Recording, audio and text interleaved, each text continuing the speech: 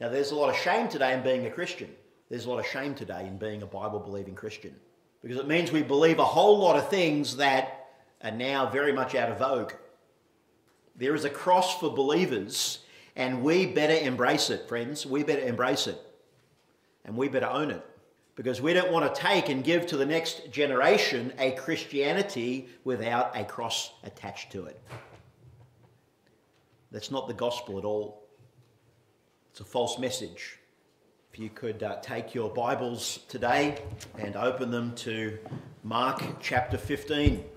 I want to read just one verse from the 15th chapter of Mark, and our hearts are very full, rejoicing in the message of the cross. We've heard the gospel many times already today, and let's hear it from God's word in the Paul said was the foolishness of preaching.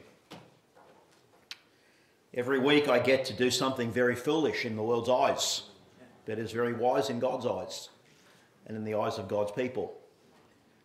I get to be a fool every time I step into the pulpit, but it's not bad to be this kind of fool, But in verse 21 of Mark chapter 15, we read these words. It says, "Then they," these are the Roman soldiers, "then they compelled a certain man, Simon, a Cyrenian, the father of Alexander and Rufus, as he was coming out of the country and passing by, to bear his cross."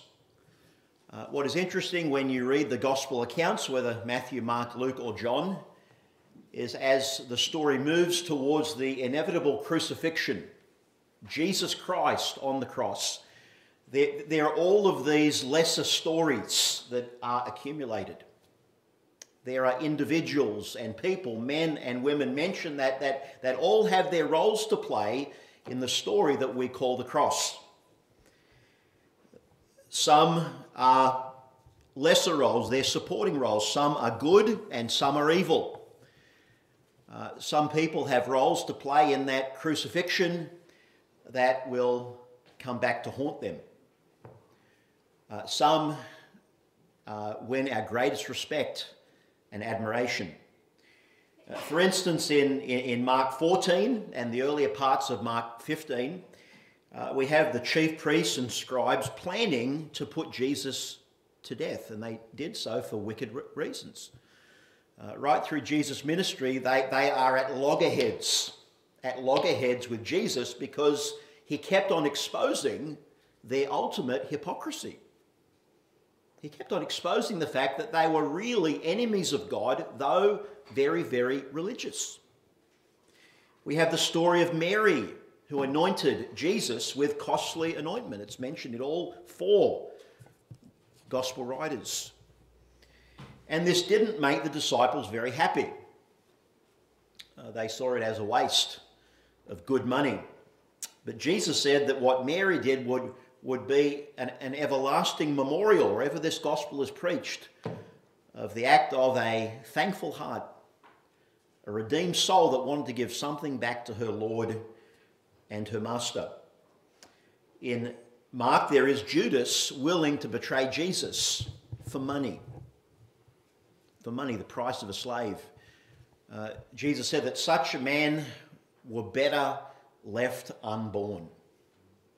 Better never to have existed than to have treated Jesus Christ, God's Son, that way. We have Jesus in the garden with Peter, James and John, the inner of the inner circle. The Lord sweating great drops of blood as he contemplates Calvary. We talked today about someone having a nervous breakdown.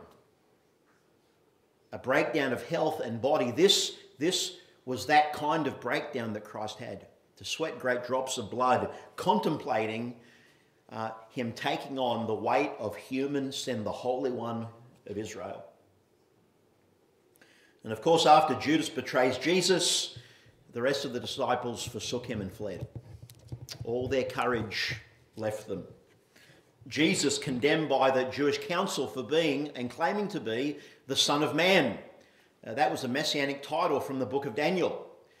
By the way, what had Jesus proved over those 3 years in public life? That he was the Son of Man. It was hardly a surprising admission. It was hardly controversial. When you perform miracles for year after year and feed people in the tens of thousands and raise people from the dead and bring sight to the blind and hearing to the deaf in the thousands and thousands, and then you just claim the obvious, and then you got to die for it. Jesus then received his third beating. Peter, the one who would surprisingly preach at Pentecost, denies Jesus 3 times, despite earlier protesting that though everyone else would deny him, he would indeed die for Jesus. He'd die for him. And yet within hours, Peter, like the rest, lost his courage.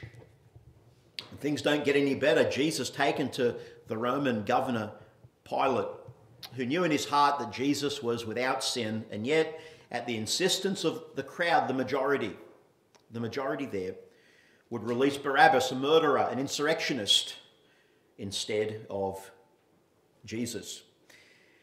And as we come to Mark 15:21 today, just before this intriguing character is introduced, Jesus is beaten again by soldiers. He is given a crown of thorns, though he deserved a crown of gold. But the crown of thorns was fitting and it was prophetic.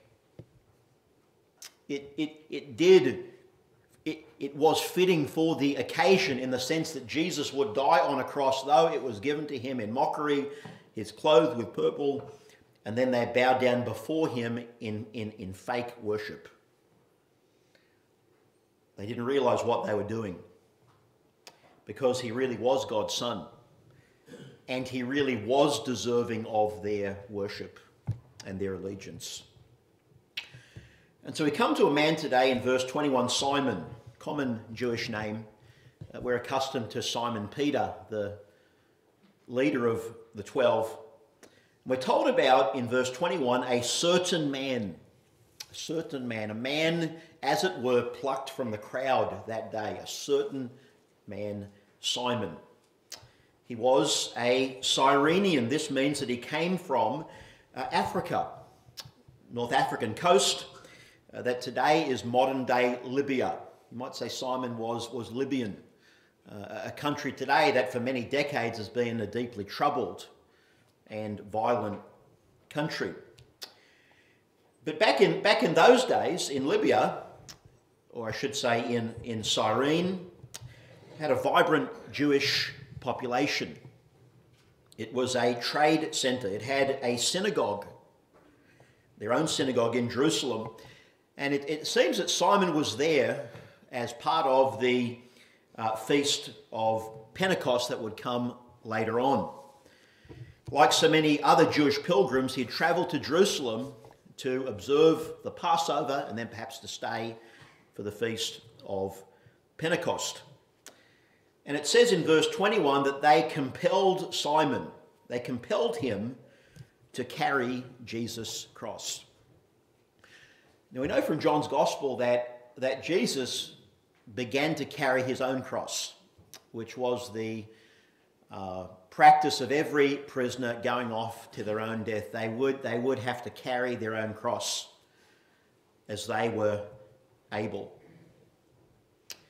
And Jesus was led through the most populous streets. The place of execution would be outside the city, near, they'd call it a highway, not the highway that we have today, but a crossing of people and animals and carts. And they would crucify prisoners at these places to get people's attention, to remind people that Rome was in charge. And if you broke the laws of the land, then you would be crushed. And Rome would crush you publicly and painfully in front of all to see. Well, Jesus had carried his cross, could have been as heavy as that crossbeam as 50 kilos. Could have been very heavy indeed. But it was obvious that he could not carry his own cross any further. Couldn't take another step.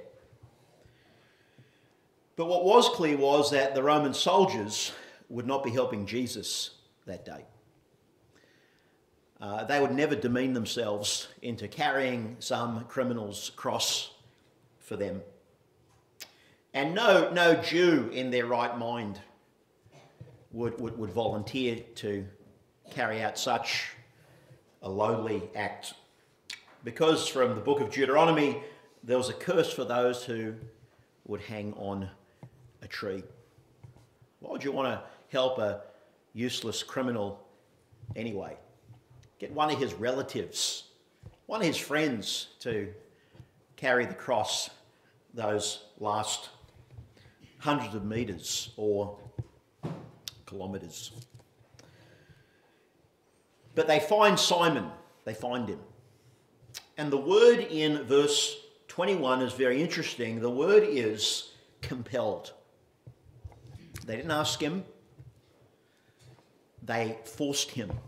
They made him. And that word was originally of Persian origin because in ancient Persia, they would have these royal couriers. And if there were deliveries that they had to do that were very heavy and that required extra transport, they could compel Persian citizens to give up their animals and their carts and anything else so that the royal postage could be delivered. They compelled him, and Rome had the same power. It means to press into service. It was compulsory.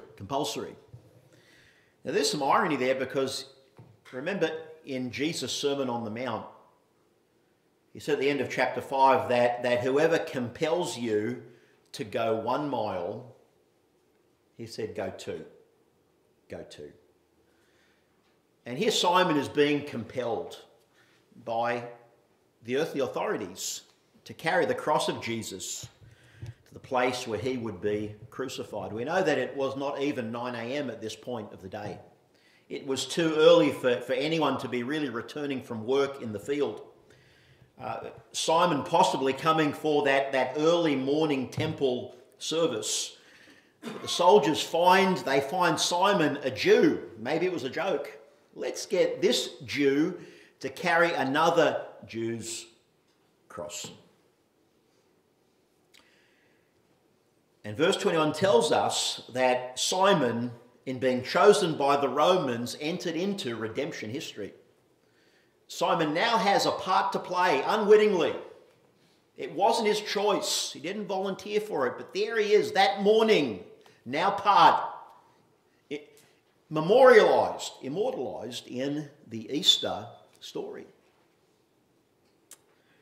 Verse 22 tells us that they brought him to the place Golgotha, translated the place of a skull. We don't exactly know where that place is. You know, people have different ideas about location. Jerusalem has been a city that has been, conquered and burned and razed and rebuilt, and so there are some doubts around some of these places. But Christ has taken out to the place of a skull.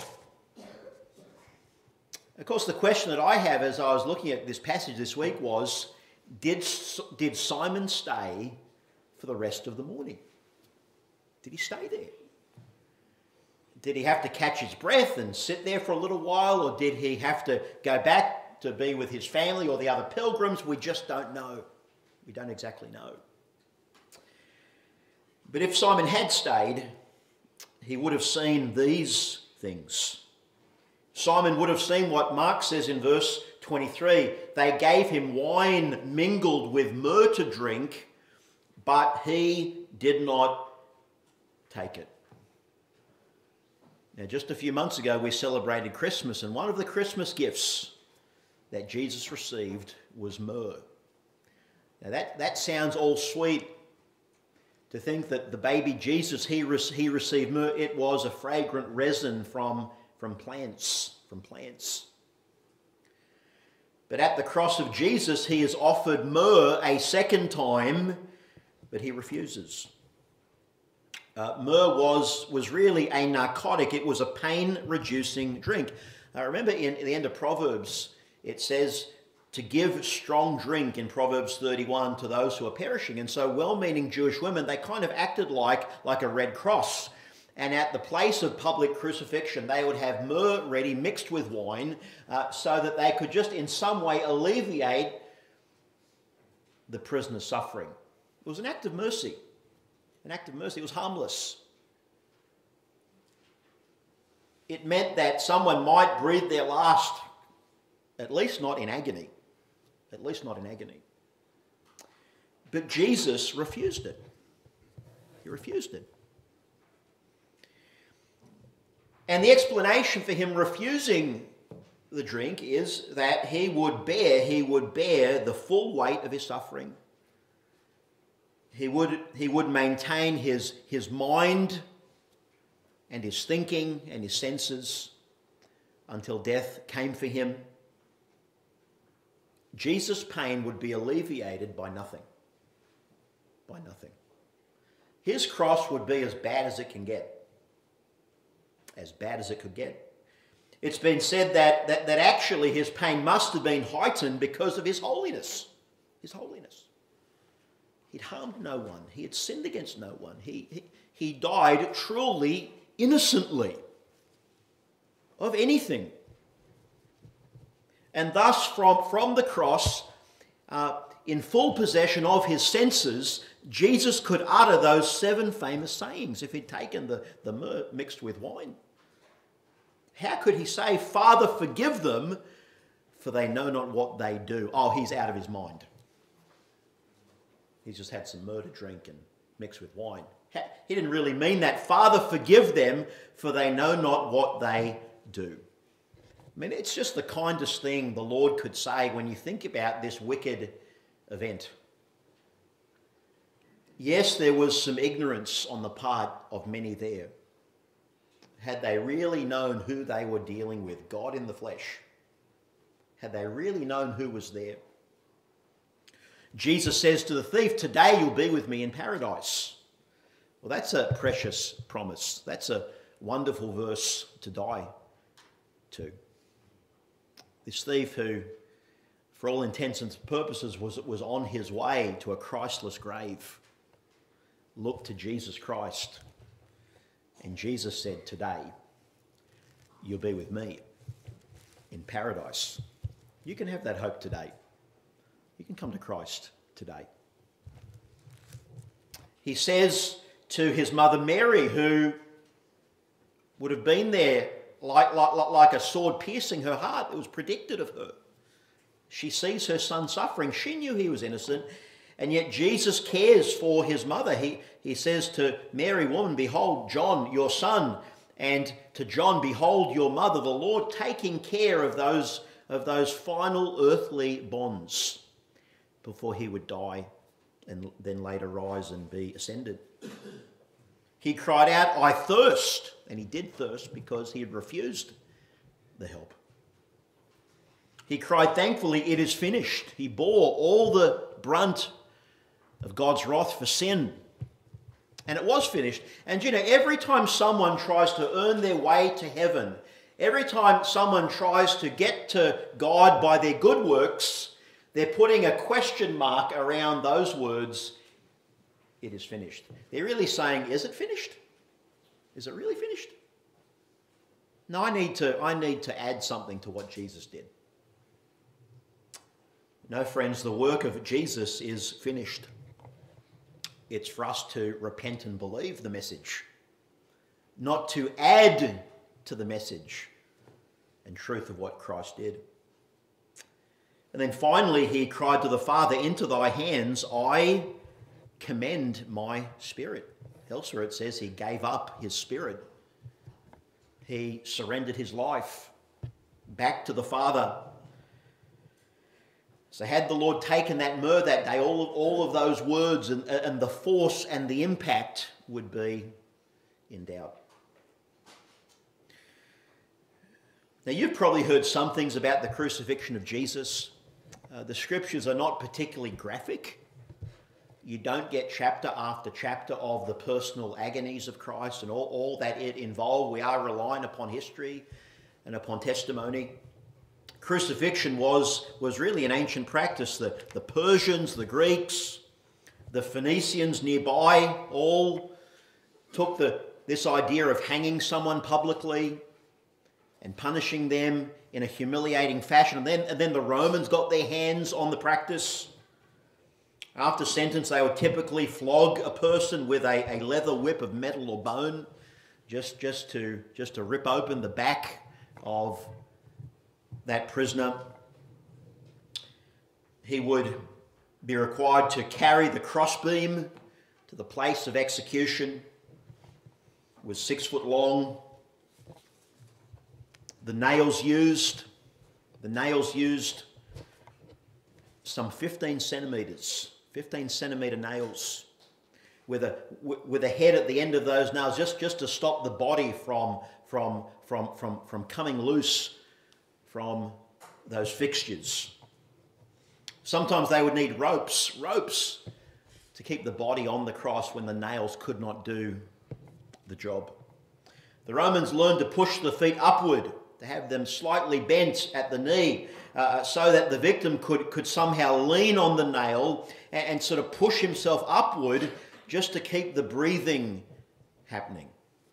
It kept them alive longer. It wasn't an act of mercy, it was an act of torture. Death rarely came in less than 3 days. 3 days. The thirst, the pain, the cramps, the dizziness, the shame would leave friends and loved ones tormented forever.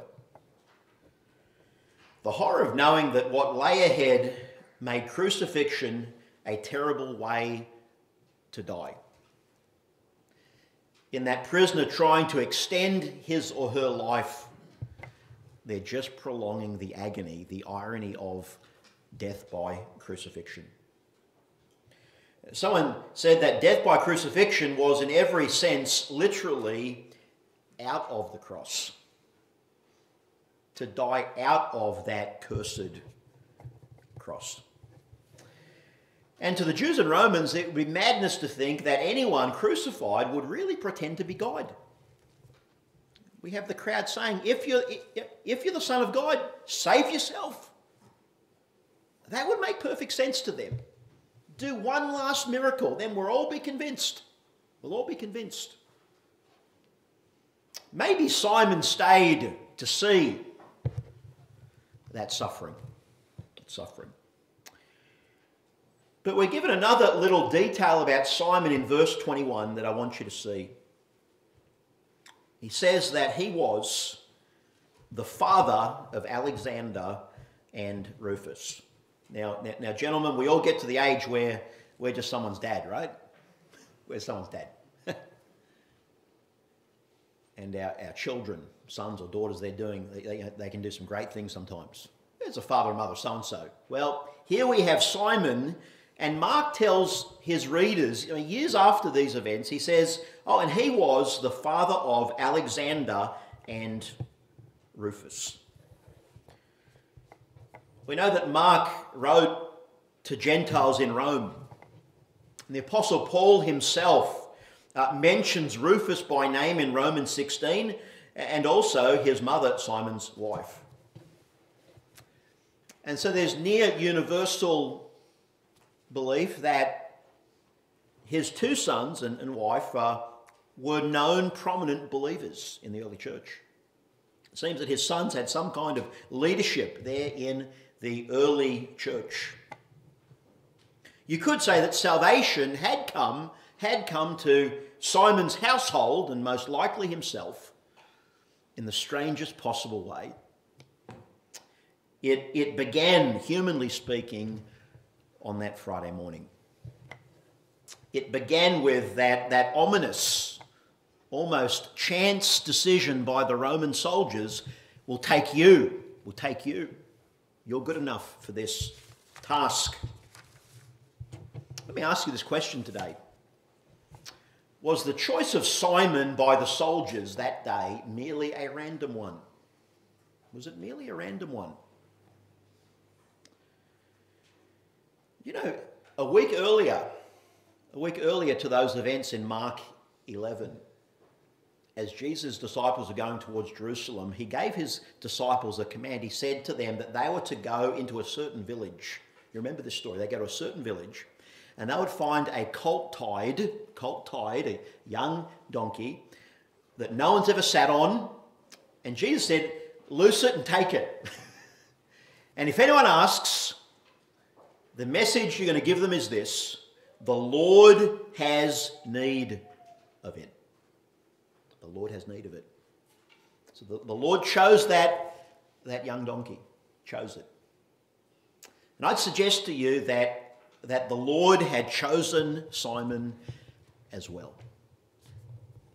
And he would use the seeming random choice of Roman soldiers to get his man. Simon was proof that Jesus' sufferings were immense and real. So real that he could not even carry the cross, however long it took, to that place where he was crucified. His sufferings made worse by his absolute holiness and sinlessness. Now, I don't want to make too much or too little of some of these details, but isn't it interesting that the greatest blessing that came to Simon came out of what was really a curse? A curse. Was Simon cursed or blessed that day? Well, you'd think it was a curse, but it came out to be a blessing. The compulsions of life, the things that we get forced to do, sometimes even by those who don't care for us, God can use and he can turn them into a wonderful, wonderful blessing. Simon was blessed to carry out that sacred act to assist the Son of God in his holy mission. Someone had these challenging words. He said, the paradox of a man carrying the cross of him who carried the world's burden is repeated elsewhere. He, Jesus, needs nothing, and yet he needs us. Though he bore Simon the Cyrenian's sins in his own body on the tree, he needed Simon to help him to bear the tree. And he needs us to help him to spread throughout the world the blessed consequences of that cross. So the curse became a blessing. What the Roman soldiers meant for evil, God meant for good. He meant for good. And while Simon was the first and only one who carried the cross of Jesus, the fact is that every believer today is meant to carry the cross, as it were. Jesus said in Matthew 10, 38 and 39, and he who does not take his cross and follow after me is not worthy of me. When someone becomes a Christian, they get forgiveness and they get grace and they get mercy and they get a home in heaven and they get a cross. You get that too. Don't refuse them. Don't knock it back.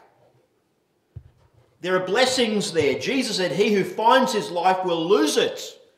And he who loses his life for my sake will find it. The most contented people are those who have learned to carry the crosses that Christ gives them. Years later, the writer to the Hebrews in Hebrews 13 says that Jesus also, that he might sanctify the people with his own blood, suffered outside the gate, outside Jerusalem. And in verse 13 he says, therefore, let us go forth to him outside the camp, bearing his reproach. Now, there's a lot of shame today in being a Christian. There's a lot of shame today in being a Bible-believing Christian. Because it means we believe a whole lot of things that are now very much out of vogue. There is a cross for believers, and we better embrace it, friends. We better embrace it. And we better own it. Because we don't want to take and give to the next generation a Christianity without a cross attached to it. That's not the gospel at all. It's a false message. And so Simon was both singularly cursed and singularly blessed. And just remember, at the cross of Jesus, he took our curse that we might be blessed. He took our guilt that we might know his grace.